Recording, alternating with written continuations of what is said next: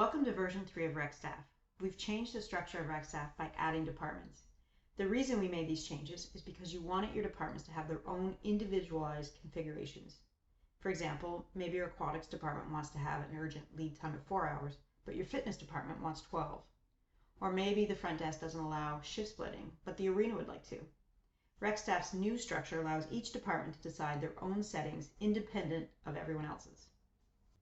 Rest assured, these changes have not changed the way you create schedules and manage your schedules. In fact, once you become familiar with the new structure, we think you'll find it a much improved system.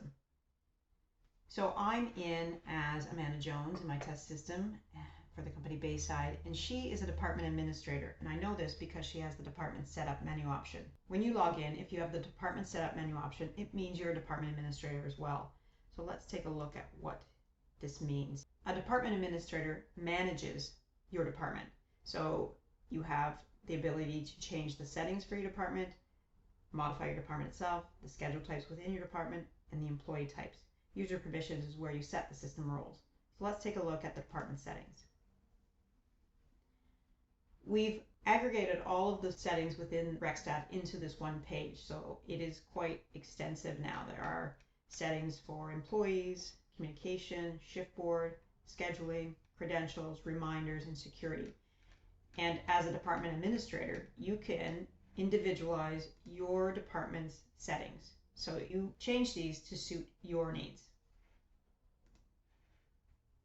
Departments, if we go in here, you can see a list of all the departments in the organization, but you can only modify, under the actions column, the departments that you are administrator for. So Amanda Jones is the administrator for Aqua and the manager departments.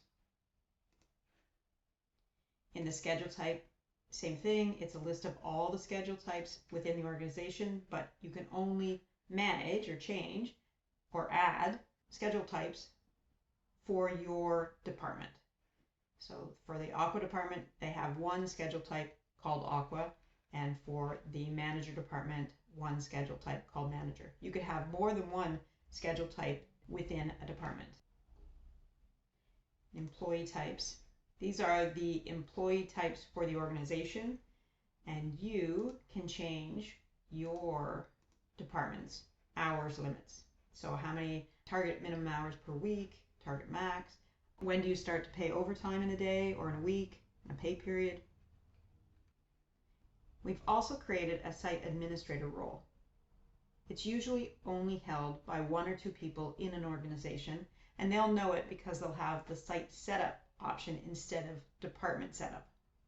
Think of the site administrator as the super user of the system. What you can do to your department, your site administrator can do to all departments. They have access to all departments, and they set all the defaults for all the settings on the settings page. They also add the facilities and locations, the employee types.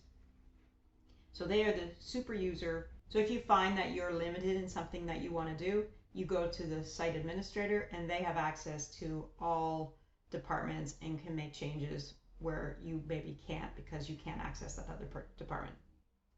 Another thing that's changed due to the new structure is how we define roles. To give someone a system role, you start first with giving them the user permission. So let's go there. Under department setup, you see user permissions, and this is a list of all the employees in my organization. And up here are the system roles. So site setup gives you site admin, department setup, department admin, payroll admin, manage employees, manage schedules, edit shifts, submit shifts, access reports, and manage payroll. So if I wanted to give somebody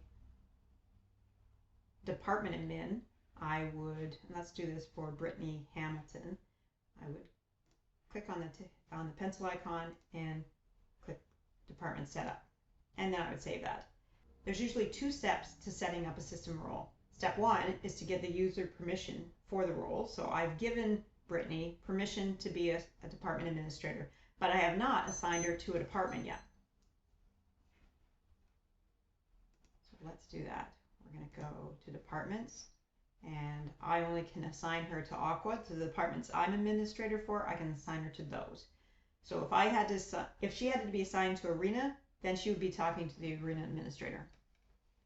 And so we click on the cog icon, and we know Brittany has the user permission because she appears in the drop-down box. If Brittany didn't appear in this drop-down box, then that means that her user permission wasn't ticked for the system role. So now if I went into Brittany, I would see that she would have the department setup menu option. However, let's give her a few more things.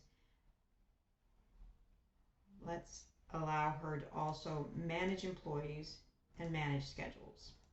Step 1, she has permission to manage employees and she has permission to manage schedules, but she's not been given the department to manage employees in, and she's not been given the schedule type to manage schedules of. So we can do that now. Back to departments. Again, we use Aqua, and we're going to say, it's the person icon this time, employee managers for Aqua. If she's in this drop-down box, it means we ticked her. She is. So now she can manage employees for the department Aqua. Now we want her to manage schedules. So we go to schedule types, and we choose the schedule type we want her to manage. People icon, and again, if she's not in this drop-down box, it means she didn't get a user permission tick, but she is. We did that. And now if we go in as Brittany,